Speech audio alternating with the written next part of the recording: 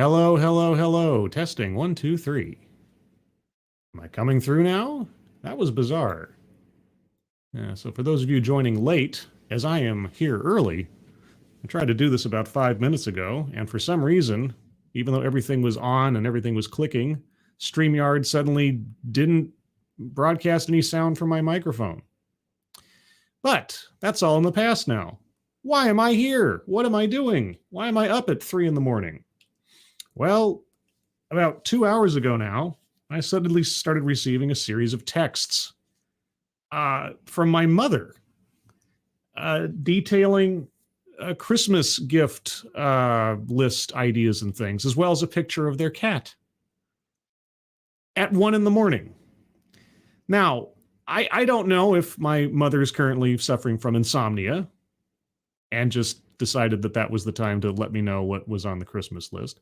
I suspect there's something wrong with the mobile network, and I was receiving these texts late, like she'd sent them to me earlier on Friday or something, and they only started being received by my phone at 1 in the morning. That's what I'm assuming is happening. Either way, I didn't respond to these texts because on the premise that this was a mistake, I didn't want to inadvertently then wake up my mother in the middle of the night responding to texts that were probably just delayed for some reason. But regardless of that, the knock-on effect is I was woken up, and these texts arrived like every 5 minutes or something from 1 a.m. into the next 15 minutes or so. So the first one woke me up, and I was kind of like, what? Huh? And I kind of just like closed my eyes and tried to get back asleep. And then just as I was dozing off, another one came through, and I was like, what? Huh? And then another one. It was just like that. It was just this staccato of interruptions of my sleep. And after that was done with, I'm laying there basically for the next hour and a half going, I can't sleep now. My mind is going all over the place. And so here I am trying to do something at least passingly productive with my consciousness. But anyway, and just as a note, I am not angry. If my mother was actually texting me at 1 a.m., it just occurred to her to send me these things at 1 a.m. for some reason. I'm not mad. This isn't me being mad. I'm just, it is what it is. I'm awake, regardless of the intent or the error or whatever. Here I am. So, having nothing else to do with my mind and everything about what I might have otherwise done with my Saturday morning pushed off until actual Saturday morning when the world is awake around me, I thought I'd come on here because this is my outlet. And I am very flattered that any of you are here talking to me and spending some time with me. I appreciate it. Noah Asensio, Pip Ben, Matt Barnes, Brett Ide, Attack Alpaca, The Original Shroom, Jay Wolf, Spoonie the Rebel, Duck Dog, what else is here? Master Jake Ultra, and I think that's everybody. Oh, Ex-Bubba Hotep, good morning. Yeah, so this is an absolutely impromptu, no plans, no agenda stream. I just pulled up a few articles of different things randomly going on in the news and just thought I'd talk to you guys and see what's going on in the world. I do want to take a moment to, I did say it Thursday, but I didn't do anything yesterday. So first and foremost, belated, but at least on this platform, a thank you to all of our veterans, past and present and future. As I said on the TEDx stream, I know it sounds very cliche to say, but it is sincere when I say thank you for your service, thank you for your sacrifices. There's no way to thank people. I saw something kind of cynical, and I don't know if this is shared by other veterans, and if it is, so be it. Somebody said, thank you for your service. And someone who I believe is a veteran said, I don't want your thank you. I got a paycheck for that. Something like that. And I was like, well, okay. I mean, if that's how you feel, but either way, I'll express it regardless. Also, as many of you now know, of course, the passing of Kevin Conroy, the voice of Batman, 66, died of cancer, I guess. Yeah, I mean, I remember watching Batman the Animated Series the day it came out, the first broadcast. If I'm not mistaken, and I'm happy to be corrected because my memory is I watched the very first broadcast, but the very first episode broadcast, I believe, was the one where I don't remember the title off the top of my head, but it's the one where this normal guy has his encounters the Joker and ends up having to help the Joker like rob a place or something. And it's the first appearance of Harley Quinn. And anyway, regardless of whether I actually did catch the first episode being broadcast, you always knew you were hearing Batman when Kevin Conroy opened his mouth. And everything that I've ever seen about the guy or heard about him from other people is that he was just, a wonderful man and a wonderful actor. And he really did embrace the role and the position he had in people's childhoods and their sentimentality. And it was really shocking. I mean, I realize, everybody ages and everybody dies, but there's something that guy just seemed to embody both in the character and in his personal life, just a kind of pureness of character that you don't really see that much in Hollywood these days, or at least don't hear about as often. So my condolences to his family and friends and coworkers. He certainly made an impact on my life, if only as a role model in voice, beyond other things. Anyway, all that being said, Rainn Wilson. Every time I see Rainn Wilson, all I can think of is House of a Thousand Corpses. I never watched The Office. I know he was in The Office. I know that's where he gained his fame and everything else. But the only time that I ever spent any significant watch time with Rainn Wilson was seeing House of a Thousand Corpses. So whenever I see him come up, that's the first thing I think of. I think of him as the fish boy on House of a Thousand Corpses, which might be appropriate now that apparently he's changing his name for attention. I'm sorry, to bring attention to climate change, because we didn't already have anybody doing anything to bring our attention to climate change. So of course, thank you, Rainn Wilson, for making the sacrifice of supposedly your legal name to bring attention to climate change, the rest of us, where it did not exist before. Thank you for that. Also, CNN, just a note, you using your CNN font as for these little plugs over here for other stories, it doesn't work. That font is ugly in trying to do actual long text. It's good for the logo. It works for the logo. It does not work.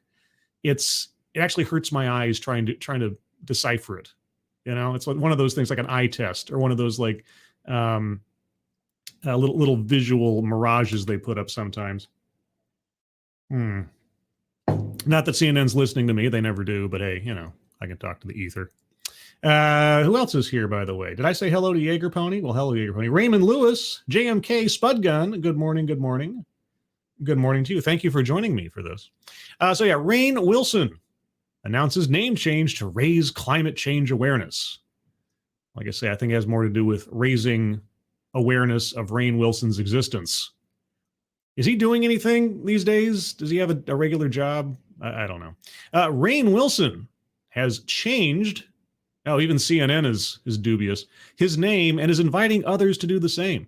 The Office actor debuted Rainfall, Heat Wave, Rising Sea Levels Wilson on social media Thursday as a way to raise awareness about the climate control crisis. Climate control crisis? Is that what we're calling it now? Climate control? Wasn't that the plot of Superman 3? There was a satellite that was controlling the weather. Are we going to resurrect Richard Pryor to program a computer to program a satellite to control the weather? Let's see. Who else is here? Okie Native, good morning. Mort155, love your streams. You do? Well, thank you. I appreciate that. I wish someone would love me, but my streams are fine, I suppose. Quote, as a cheap little stunt to help save the earth, I've changed my name on Twitter, Instagram, and even on my fancy writing paper. Oh, okay. So even he's not taking it that seriously. All right, that's good. Well, that's a credit where credit's due, I suppose. He said in a video shared on his verified social media accounts. Did he pay the $8? In the Twitter thread that included the video, Wilson added that he was unable to change his name on Twitter because Elon, referencing guidelines implemented on the platform by new owner Elon Musk. Oh, okay. Well, oh no. Wilson encouraged his followers to visit environmental advocacy group Arctic Base Camp's Arctic Name Changer to get their own names to be used on their social media profiles in the hopes of capturing the attention of the world leaders assembling in Egypt for the COP27 International Climate Change Conference. Quote, and if enough of us do this, then maybe at COP27 Egypt will be where our world leaders sit up and notice Arctic risks and introduce a solution, he tweeted. Make Arctic Name Changer a game changer. Arctic Name Changer. Does he have any kind of vested interest in that? Is that something he's sponsoring? What? I don't understand. Crazy Hollywood people who have too much time and money on their hands, I guess. Okay, well, thanks, Rain. I'm sure your efforts to get more people to get on their phones, which are charged with electricity, which in most cases is being generated by coal burning plants, will certainly help improve the climate change prospects at the COP27, where most of the people there got there by, jet planes burning jet fuel, driving around in their armored cars, burning gasoline. Yeah, I'm sure that will all really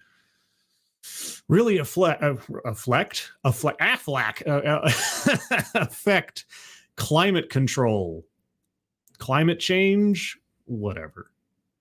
Anyway, let's see. Let me move on to something else, because why not? Do a little bit of finagling here. I'm just going to keep doing this instead of trying to copy and paste the thing, because the ads always pop up, and so I kind of like zap some of the ads. Anyway, it's all technical stuff. Who cares? What's next? Oh, the Biden administration. Hey, how about the Biden administration? That's fine. Biden administration divided over path ahead for Ukraine as top U.S. General Milley pushes for diplomacy. Now, what are we going to do about this thing that we haven't already done? Now, we haven't already come up right to the line, if not crossed it over several times, into effectively being involved directly in a war just without our own boots on the ground, so to speak. What do we do here? What is the way out? I don't know. Okie Native, it's okay, Scribe. The climate scientists with just as many letters after their names who don't think there is enough evidence for man-made climate change aren't invited, so it's less. Oh, okay, well, that's true. I mean, that's sort of an inbuilt reduction, I suppose. Raymond Lewis, Arctic risks, like the Arctic winds coming down here, bringing the weather down to the low 40s. Hey, as compared to a heat wave, I'll take a cold snap. I can deal with the cold. I function very poorly in heat. I am not made for heat. Asan, R.I.P. Gilbert Gottfried. Yes, yeah, Gilbert Gottfried. He passed away, a few months ago now? And good morning, Asan, by the way. Good morning. So what's going on? What are our options when it comes to Ukraine? Pushes for diplomacy. Are we not currently engaged in diplomacy in some way, back channel or otherwise? I'd be surprised, but who knows?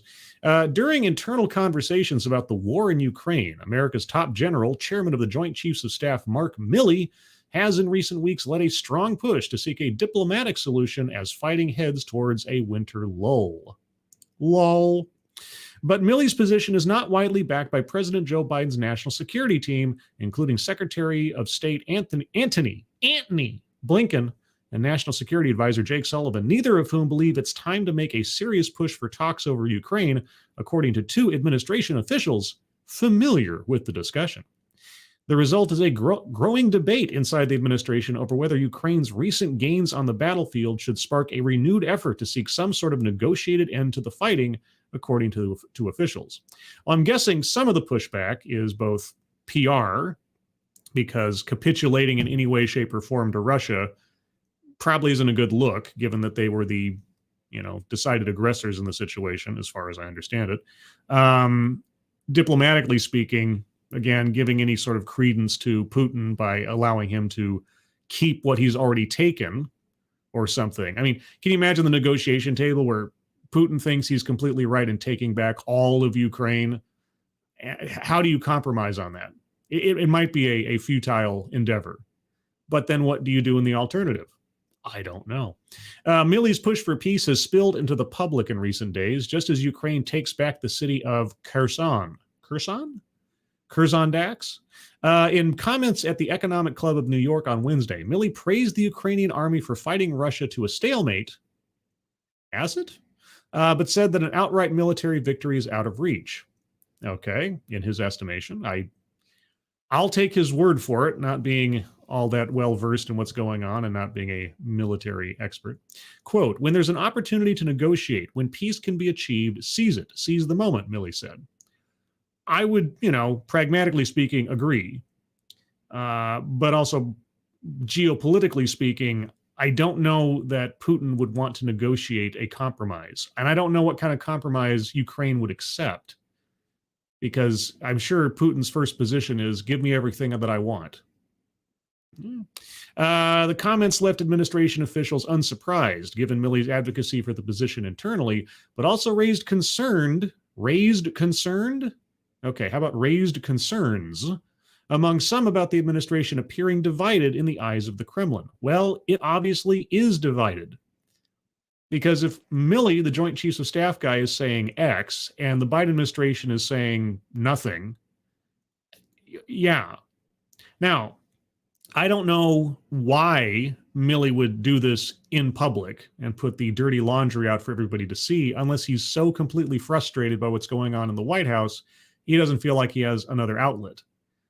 And he's trying to put pressure in order to go with his decision. Seems a little desperate. Seems like he must have had these conversations internally previously, as they've said, and they've gotten him nowhere.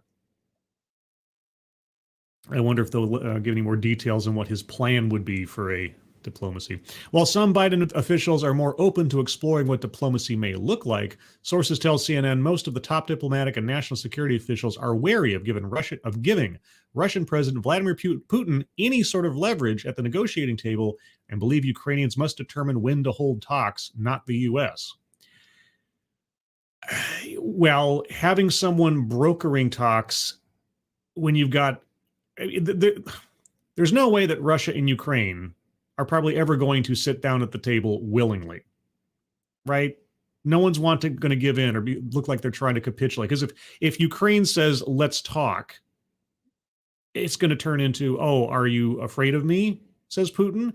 Putin's not going to say, let's talk, because that shows weakness. That shows that he has some belief that he can't achieve the goals that he wants. So again, this is a pragmatism. If neither side is going to hold talks eventually, even though in the early days they tried to. I remember seeing the footage of them having some very uncomfortable looking sit-down meetings between the Russian and Ukrainian officials back in February or March or whatever.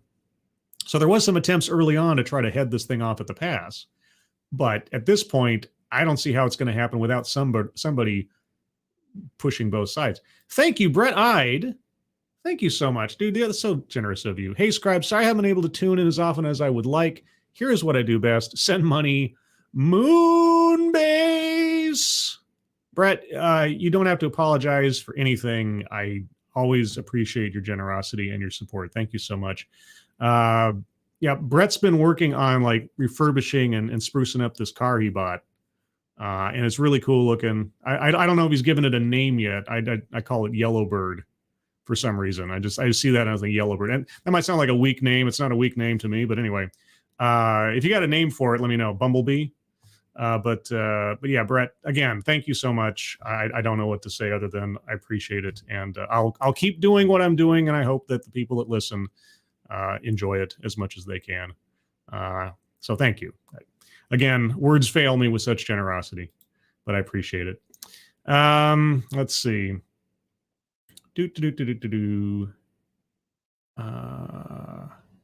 Spud Gun has some insight to us.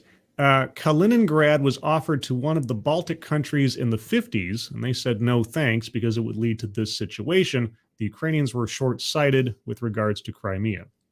Yeah, okay, and just as a sort of belated predicate, I am not a history expert on the movings and goings and ups and downs of the geopolitics of Ukraine and Russia. So if I'm speaking out of turn, if there's a whole lot of context here that I'm just either not at grasp of at the moment or simply not aware of, by all means, call me out in the comments or in the chat, because I would love more information. I don't know if CNN's going to provide that, obviously. Probably not. But it is what it is. So, but at this point, again, I'm not quite sure what could happen unless someone comes in the middle and tries to bring the two together. But again, that also lends credence to one side or the other, to the detriment of the egos of one side and the other. So it's kind of a mess. Quote, that's up to the Ukrainians. Nothing about Ukraine without Ukraine, Biden said at a Wednesday press conference when asked about the potential for talks. Well, obviously they'd have to be involved, Joe. Brokering talks does not mean you leave them out. What? In internal deliberations, officials said Milley has sought to make it clear that he is not urging a Ukrainian capitulation, but rather that he believes now is an optimal time to drive toward an end to the war before it drags into spring or beyond, leading to more death and destruction without changing the front lines. Quote, he's not rushing to negotiate with Russia or to press the Zelensky, said one official familiar with Milley's thinking. It's a discussion around a pause in the fighting towards a political end state. Well, I mean, again, winter would be the time to do it because, as we know from World War II, it's very difficult to conduct military operations in the winter in Russia and surrounding areas. So if there was a time to say, okay, since we're going to have a pause, why don't we take advantage of that? So he's not wrong there. But that view is not widely held across the administration, you don't say. One official explained that the State Department is on the opposite side of the pole from Milley. Okay, so the military side is pushing for peace. The State Department is continuing with staying out of it or just dumping more money into Ukraine. That's, boy, talk about through the looking glass, huh? That dynamic has led to a unique situation where military brass are more fervently pushing for diplomacy than U.S. diplomats. Yeah, that is just absolutely bizarre, isn't it? It should be the opposite. Or I should say, the military side should be advising on military intelligence, military maneuvers, so on. And the State Department should be doing what they can to be diplomats. It's so weird. Milley's position comes as the U.S. military has dug deep into U.S. weapons stockpiles to support the Ukrainians and is currently scouring the globe for materials to support Ukraine heading into winter, such as heaters and generators, which has raised concerns about how long this war can be sustained, officials said. Well, as long as we continue to fuel it with money and materiel, it will continue. If you keep putting wood on the fire is not going to go out. What? The U.S. intends to buy 100,000 rounds of artillery ammunition from South Korean arms manufacturers to provide to Ukraine, a U.S. official said, part of a broader effort to find available weaponry for the high-intensity battles unfolding in Ukraine. As part of the deal, the U.S. will purchase 100,000 rounds of 155-millimeter howitzer and ammunition, which will then be transferred to Ukraine through the U.S. Yeah, so we're just a glorified arms supplier at this point. And are we even selling it to Ukraine, or are we just donating it effectively? State Department spokesperson Ned Price would not say Thursday whether the State Department agrees with Milley's position. You wouldn't say whether the State Department wants there to be peace? I mean, at least at the high level, that's not the goal of the State Department in this instance or in any other instance. Instead, Price deflected to a position that U.S. officials have often made in recent months. The U.S. sides with Zelensky, who has said that a diplomatic solution is needed. Okay, So wait. You wouldn't say whether or not you agree with Milley's position that a diplomatic solution is ideal. Instead, you side with Zelensky, who said that a diplomatic solution is needed. You know, I know it might be a complicated situation, but maybe, and again, I'm not a diplomatic expert, maybe the State Department should not be taking sides on the basis of leaders and personalities, but instead take the side of peace. Right? Like maybe that should be the default instead of saying we're on Zelensky's side. But of course, we're supplying his country with weapons and money to push this war and act as proxy against Russia. So maybe we can't say that with a straight face, but of course they're saying this with a straight face. What the fuck? Quote, the Ukrainians have made clear their belief that this war will ultimately end at the negotiating table.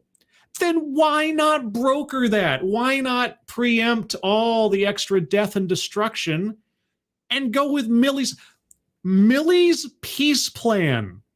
The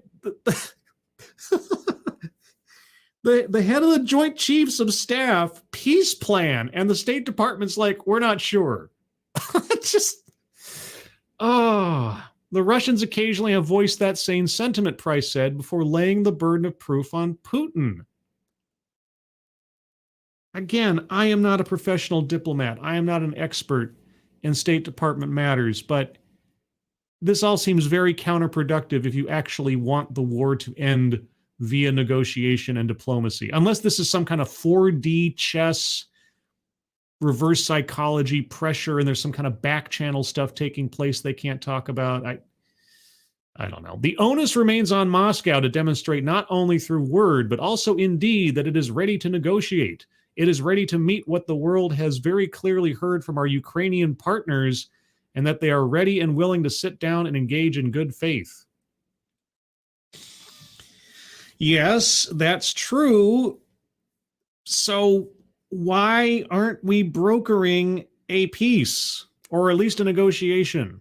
I have to assume there is some behind the scenes stuff going on here that they're just not mentioning, right? For everybody's egos involved. I think back to like the dramatic example of the Cuban Missile Crisis and how we back channeled negotiations with Russia to remove missiles out of Turkey, but it had to be at a certain time, and it couldn't be seen as we were capitulating to the Russia. That kind of stuff. You know, you're playing a lot of, egotistical chess with people. I have to assume that. I want to believe that, right? My optimism, my faith, what little there is that remains these days in my government. Oh, gosh. The internal debate comes as senior U.S. officials, including Sullivan, have in recent weeks been urging Ukraine to signal that it is still open to diplomatic discussions with Russia. Okay, even after Zelensky signed a decree in early October ruling out negotiations with Putin. Well, wait a second. I thought you said a minute ago that the U.S. sides with Zelensky, who has said that a diplomatic solution is needed. But he signed a decree ruling out negotiations. Okay, negotiations with Putin? So he'll negotiate with somebody that's not Putin? What? The U.S. understands clearly why Zelensky would balk at negotiations with the country attacking Ukraine on a daily basis. Well, yes, but unfortunately, that's the situation you're in. And unless you're going to go for endless war, this is the downside of the movement of nations. Sometimes you're up against a wall and you've got nowhere to go. And even if you're the victim, you still have to find a way out, because you're not just representing yourself, you're representing your entire constituency. So there might not, and again, negotiations are not about people coming away from the table happy. It's about coming away from the table mildly satisfied on both sides. That's... and Putin has shown little willingness to enter serious discussions or make any concessions to Kyiv. Instead, the U.S.'s immediate goal, make concessions to Kyiv. Make concessions to Kyiv. Kyiv, is basically the den mother of my chat. I wish Russia would make concessions to Kyiv. Also, A wild-tailed feature entered the chat. GM.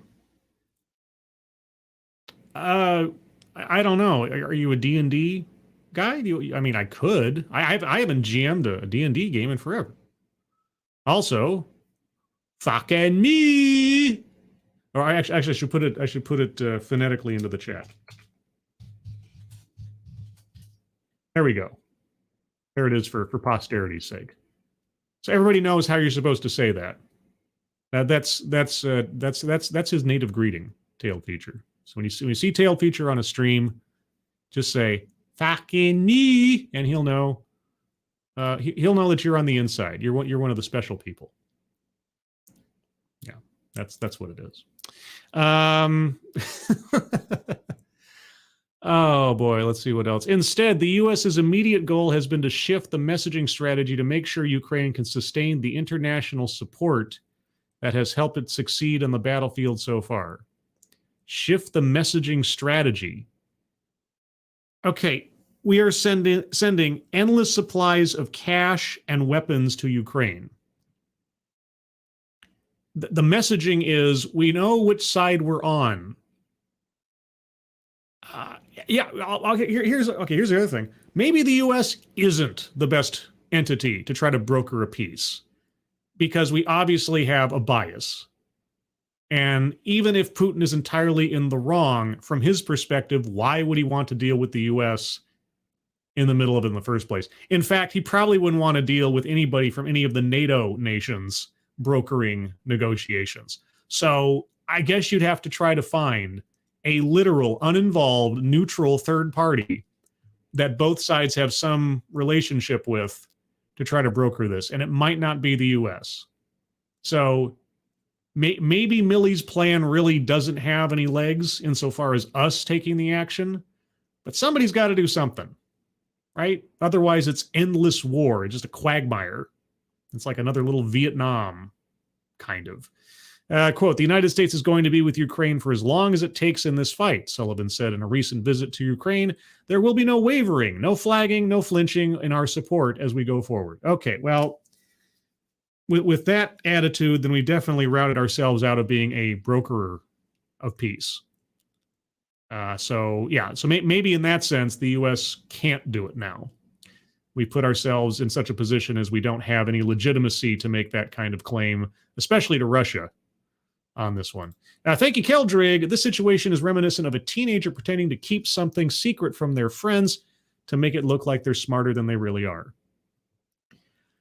We kind of, like I say, I don't claim to have an answer to these things, obviously. I don't know what the best solution would have been. I think back, the first thing from my memory that it reminds me of is the first Gulf War, right? Saddam Hussein rolls into Kuwait and just decides to take over. Okay, big country tries to take over a little country when it can't really defend itself or is not capable of standing up to the force being placed upon it.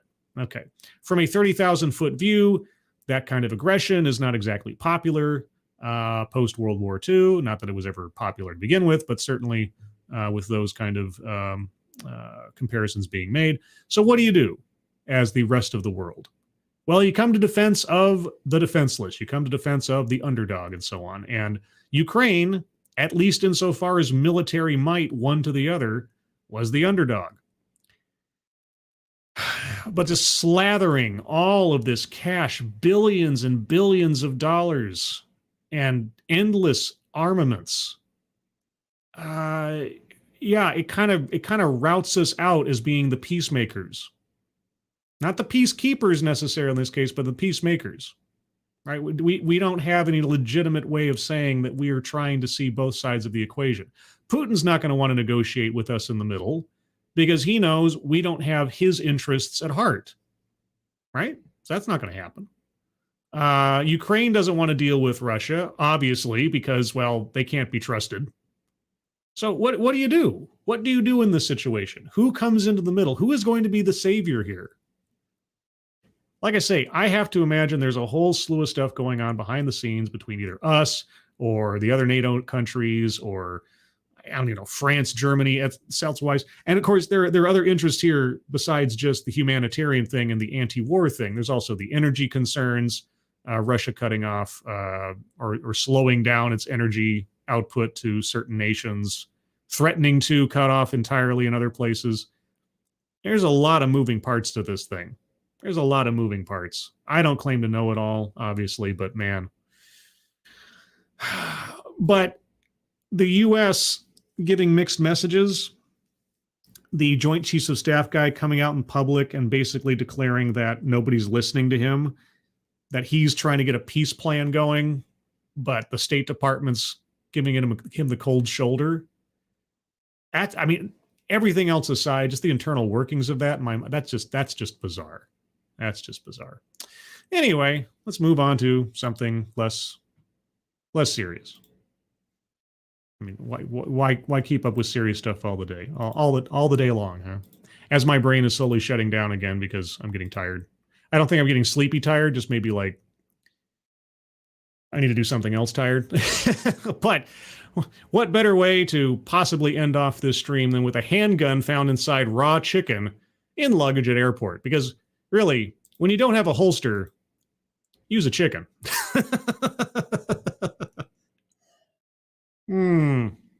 Fort Lauderdale, Florida. Was it a Florida man? Please tell me it was a Florida man that did this. Security officers at a South Florida airport have reported finding a handgun hidden inside a raw chicken packed in a traveler's luggage.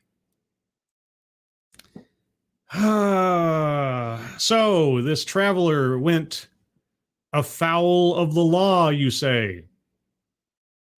Huh? Huh?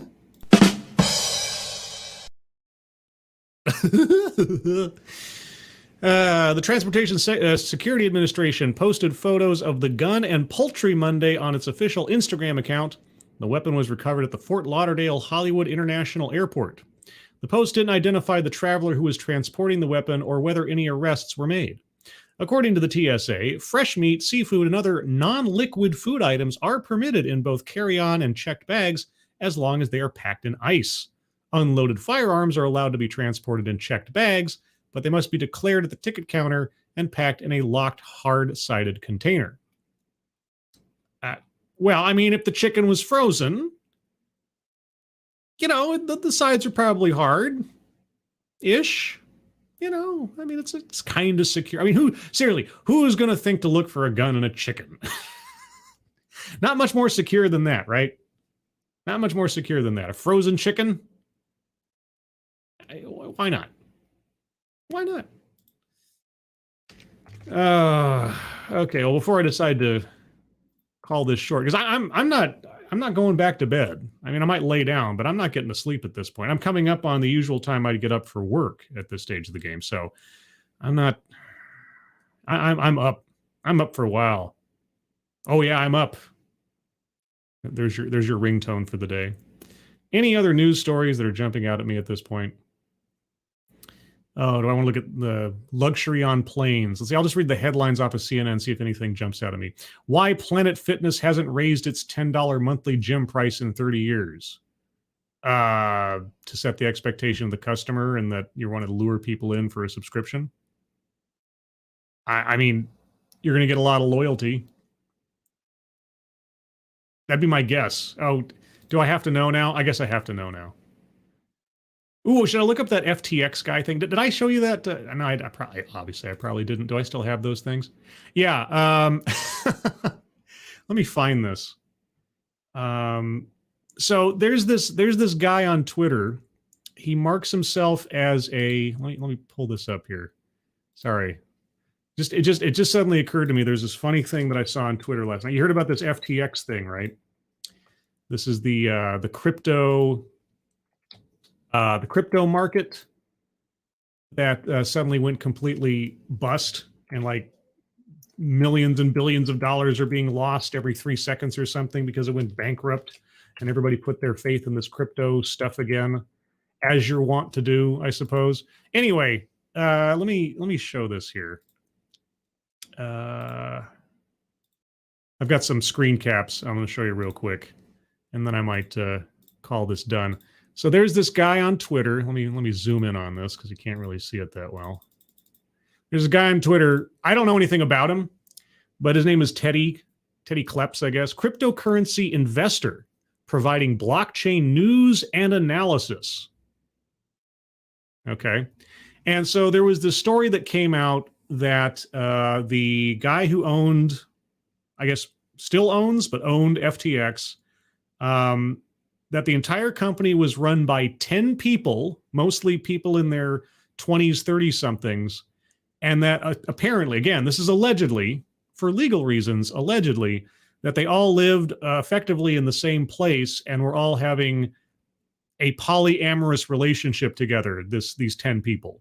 And these were the people running this multi-billion-dollar cryptocurrency exchange system that has suddenly crashed and burned and gone bankrupt. So this was only just found out, apparently, right? And so Teddy retweeted this headline, and he basically said, "Wait, what?"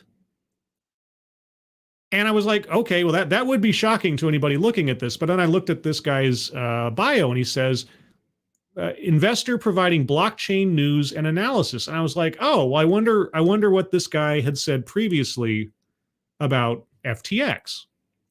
Because I think back to things like Enron and Theranos, and you had these experts in the field who were sounding the alarm without any attention early on in the process, that only now just got sort of, their warnings came true. And so I was just curious what he had said previously about FTX being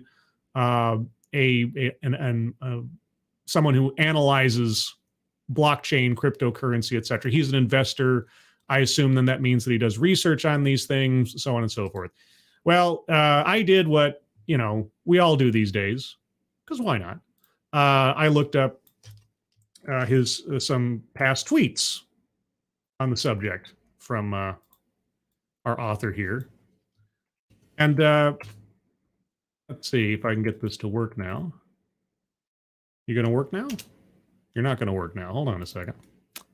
No, I wanted this picture. This picture. That's what I wanted. Okay. Technical difficulties, live TV, everybody. That's the way it works. Also, 4 in the morning. So back in January,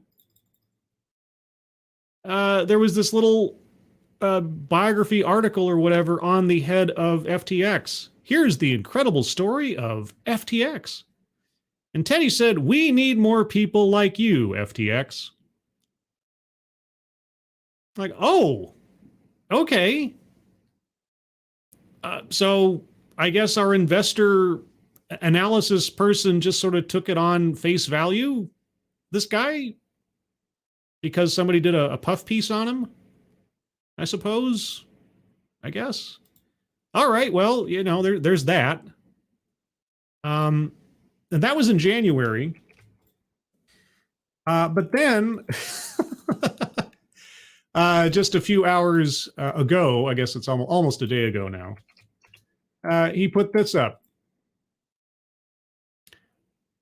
"Genuinely struggle to understand why so many projects had, I guess, their treasuries on FTX. If you are a Web3 project whose vision is all about decentralization and moving forward, why the hell are you leaving funds on a centralized deviates exchange? It blows my mind." You mean the guy you said you wanted more of in January, when, as far as I know, the business model was exactly the same in January as it was 24 hours ago. But now you struggle to understand why people would invest in such a thing? Oh, okay, I guess. I don't know.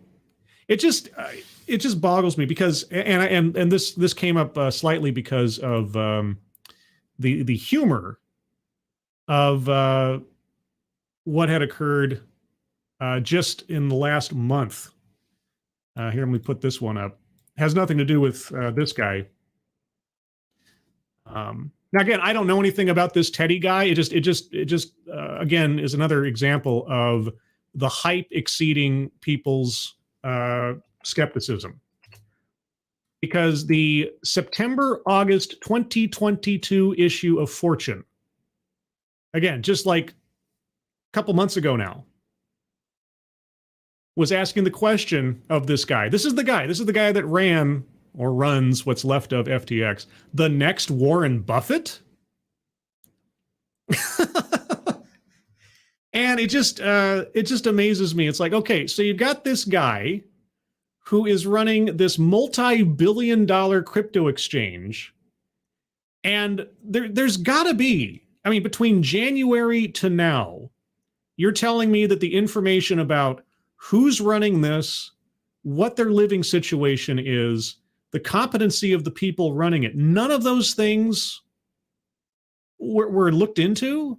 There weren't any red flags in this. You know, and I understand that hindsight is 2020, but you would think, especially at Fortune magazine, for reasons that I will remind in a second here, you would think at Fortune magazine, they'd be a little bit more skeptical, a little bit more cautious about who they're putting on their cover and propping up as some sort of new genius. Remember this? Remember $9 billion Theranos?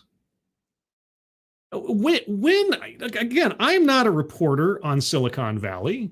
I know nothing about cryptocurrency other than what I hear in every documentary showing every fraud and scam that comes out every 3 months on these things.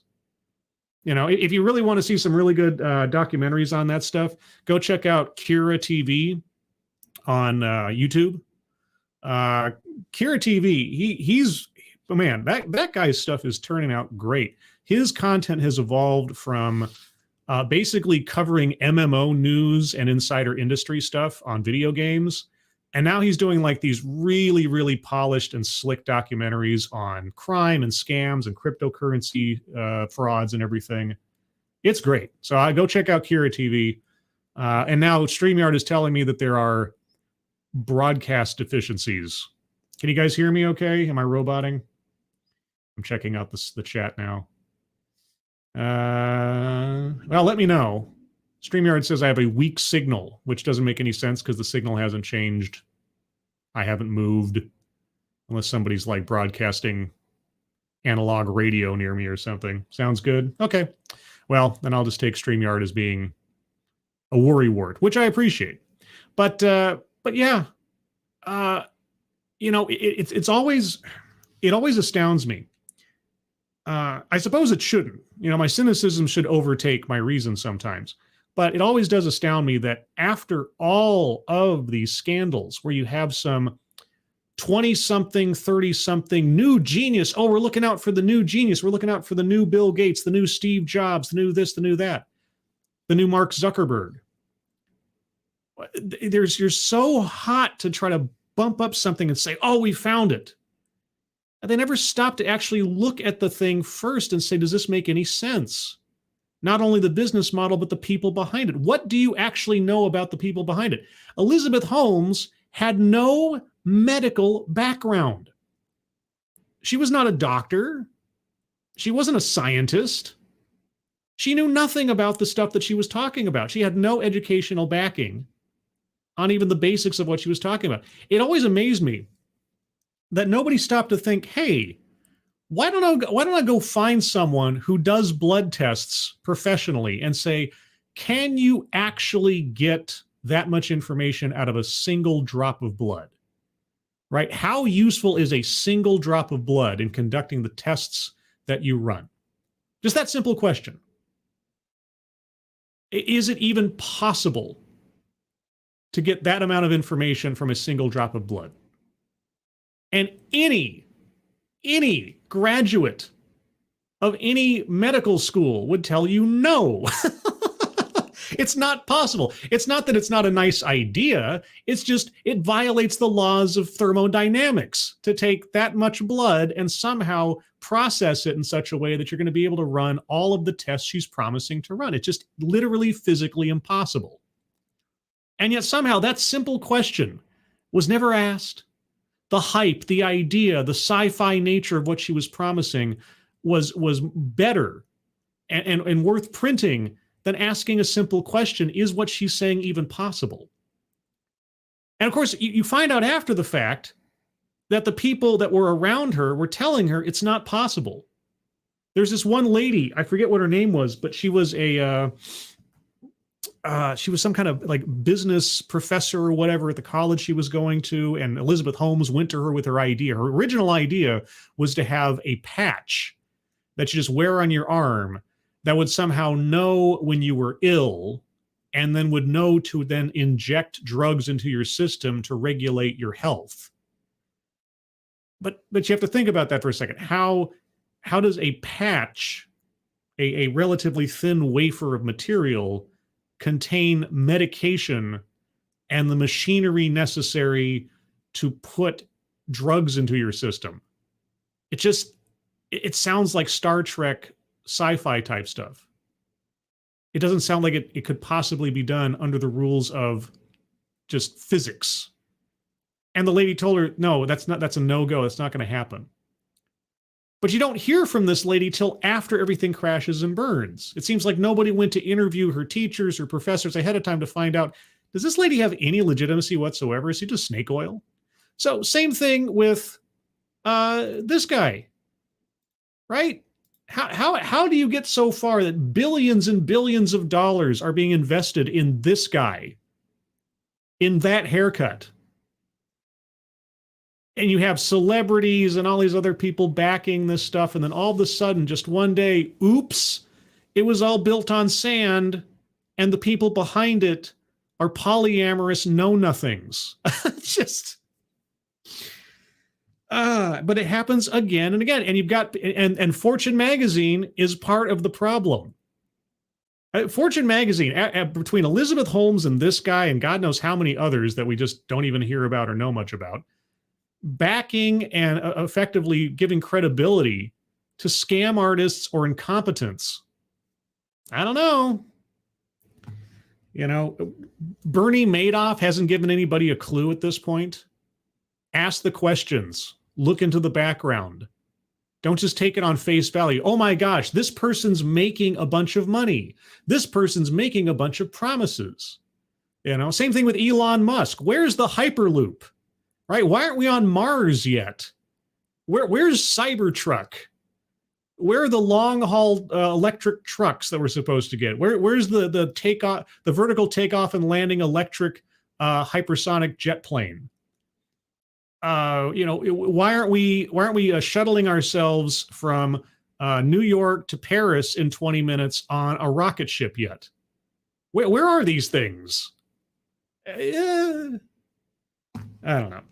Anyway, there's my rant on that. I can't wait to see the in-depth, deep dive documentaries done by YouTubers that will probably be more investigative and more thorough than anything Fortune magazine did in the lead up to putting this guy's face on their cover. Those will be coming soon, and I'm sure Kira TV will do one on FTX. But either way, I think I'm going to end this here because I got nothing else. I'm running out of gas, and I have to wake up now. This is my wake up time on a regular day. 4 a.m. Pacific time is when I usually wake up. So now I'm feeling like I have my day to start now, even though it's Saturday. My body doesn't know the difference. Anyway, a couple comments from you guys, and then we will wrap up for the time being. Beachy Cogito, Scribelite. Steve Jobs was the same type of salesman. Thankfully, he had Wozniak and then other competent engineers and scientists. Well, yeah, Steve Jobs was a supreme pitchman, right? But like you say, he actually had something to back it up. He had something to back it up. What did Elizabeth Holmes have? Nothing. What did this guy have? At the end of the day, nothing. All right? It was all just mismanaged and or a scam and or something that started out legit that turned into a scam.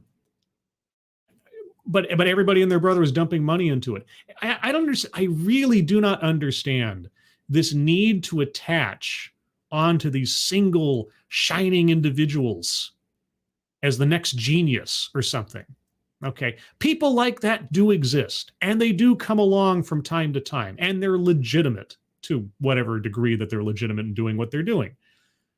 But after all of this, can we not now at least have a healthy dose of skepticism before we prop up individuals as some golden gods of something? That's rarely how it works. You know, it just, I get it. Like I say, and Steve Jobs was a genius salesman, right? He was a genius salesman. And if he didn't have the people behind him actually backing it up, he would have just been another snake oil salesman. He would have been like an Elon Musk in a way. He probably would have lived on hype alone and not actually turning out the products and things promised. But he was able to find the people to do it and then take all the credit. As you do. It's the American way. Thank you, Matt Barnes. Smoke and mirrors always gets exposed. Yeah, but oftentimes, and especially lately, it seems like way too late. And now, in Theranos' case, not a whole lot of lives were destroyed, save for the people working for the company. Like there are a couple of people who committed suicide over the revelations that was going on. But when you think about like Bernie Madoff, right? People's entire fortunes just gone. Always gets exposed? Yes. Eventually the tide goes out, as they say, and you find out who's wearing a bathing suit and who isn't.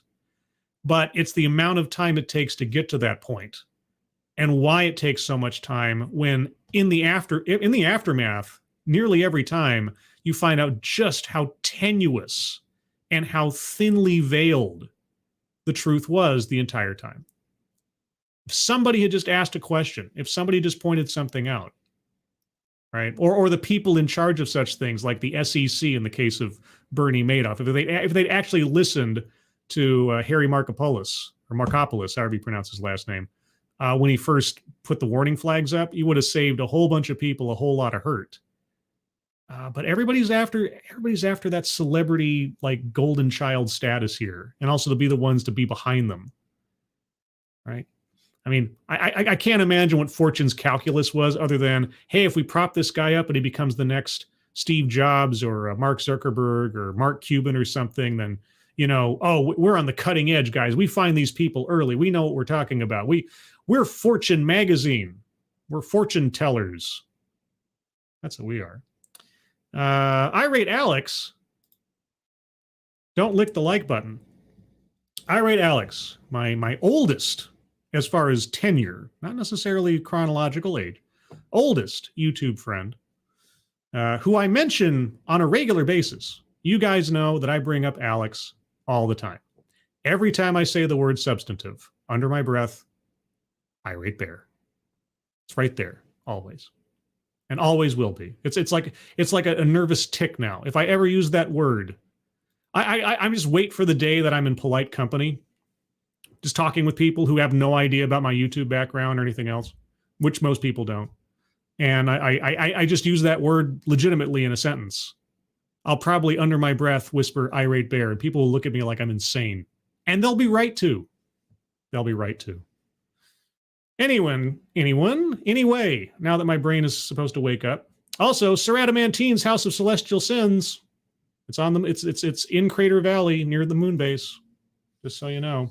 Anyway, everybody, thank you for joining me for this early morning, unexpected wake up by text stream. In a few hours, I'm going to be calling my mother to verify A, that she did send those texts. B, did she send them at 1 a.m? And if she did, I'm going to politely ask, because I love my mother, don't do that again. I have a feeling it's some kind of delayed delivery of those texts. I cannot imagine my mother would be up at 1 a.m. At any point for any reason, unless it was an emergency. And this was decidedly not an emergency. This was Christmas list stuff. So anyway, if my mother happens to hear this in the future, Mom, I love you. I am not mad. If you did this intentionally, so to speak, worse things have happened. If you didn't, well, c'est la vie. Either way, everybody, thank you so much for joining me.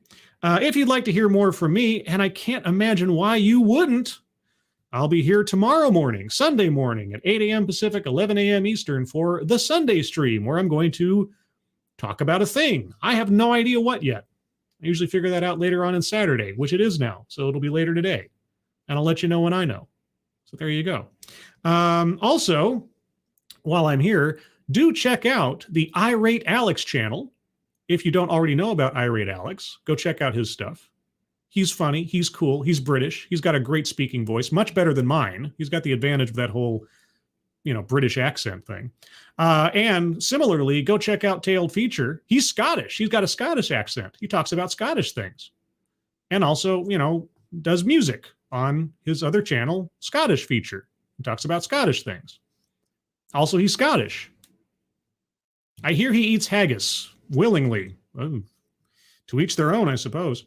And also, again, go check out Kira TV for really great documentaries on true crime, scam artists, cryptocurrencies, the MMO industry in general. Great channel. And with all of that shilling for other people out of the way, everybody, thank you so much for joining me. Moderators, thank you for keeping an eye on things, even though everyone here is so well behaved this early in the morning and you have very little to do. Everybody who donated, thank you. Thank you so much for your generosity. I really do appreciate it.